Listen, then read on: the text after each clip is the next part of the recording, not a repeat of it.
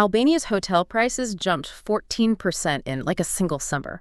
And not because they discovered oil or anything, but simply because travel bloggers labeled it the new Greece. Right. The exact travelers who were, trying to escape crowded tourist traps accidentally just built a brand new one. Welcome to the Deep Dive. Today we're unpacking this huge 2026 travel obsession with Destination Dupes.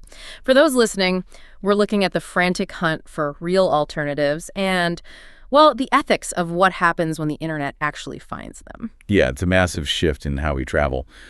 But we should probably start with that word, right? Dupe. It's literally everywhere right now. Oh, absolutely. So for you listening, a dupe originally meant a duplicate, like a budget-friendly version of a really expensive luxury item. Exactly. But now, travelers are applying that exact same logic to entire countries. Right, which is wild. It is. So instead of Santorini, which is gorgeous, obviously, but they're currently charging these massive fees just to access certain beaches, you look for a comparable vibe for way less money. The same blue water, just a completely different price tag. Right. And this is just exploding in 2026 because of two massive forces colliding.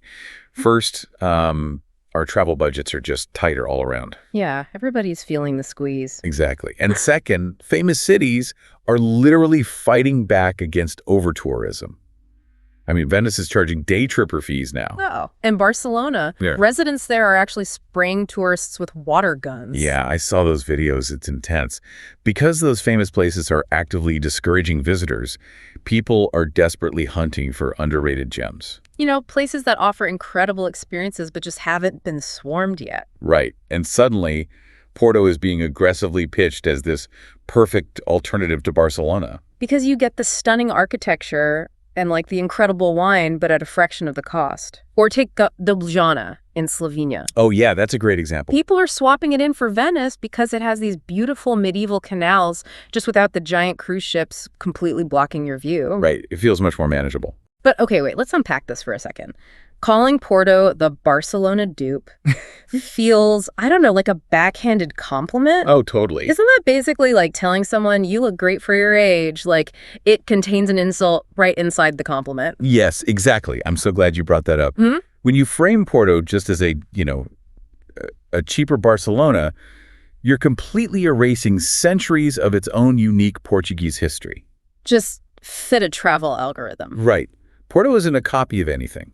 It's its own authentic place. Yeah, you hear it constantly in the wild now. Travelers are always saying things like, I wanted a comparable vibe, so a friend recommended Porto. Yeah, they say it's so underrated and genuinely authentic because it's a bit more off the beaten path. Which, let's be honest, really just means away from the selfie sticks. Exactly. But here's the problem. Pushing further off the beaten path creates what we're now calling the Dupe Chain. Oh, the Dupe Chain. This is fascinating. Yeah, and this is where the whole system starts to break down. So Prague used to be the cheap alternative for Paris. Right. Then Budapest became the alternative for Prague. Now Budapest is too crowded, so the internet is pushing people toward Bratislava or Sarajevo. Dupes of dupes. Literally dupes of dupes. But, I mean, you can't just keep going down that chain forever. Eventually, you hit a wall, don't you? You do. It's basically an issue of scale. Yeah. Cities like Paris or Rome, they were built over centuries to absorb millions of footsteps. They have massive public transit networks and, countless hotels. Right. The infrastructure is already there. Exactly. Yeah. When you apply the Dupe Chain and suddenly dump 50,000 Instagrammers into a quiet Balkan village in a single summer. Oh, wow. Yeah. The local water systems, the transit, the housing markets, they literally buckle under the weight. Which brings us right back to Albania and that 14% price spike. Finding an authentic alternative that saves you a few dollars, but accidentally prices locals out of their own neighborhoods. Or leaves you stranded without a bus. Right. That isn't really a win. No, it's not. It exposes the uncomfortable paradox of modern travel. You do the research, you find this incredible untouched spot, you have the trip of a lifetime. And then you immediately tag the exact location on Instagram. Right, calling it Europe's best-kept secret. Which instantly makes it not a secret at all. Exactly. You turn an off-the-beaten-path haven into a tourist trap almost overnight. So what does this all mean for your next vacation? It leaves us with a pretty tough question to chew on. It really does. If you stumble upon the perfect, unspoiled travel destination tomorrow, do you tell anyone? Or does sharing a hidden gem inherently destroy exactly what made it special in the first place?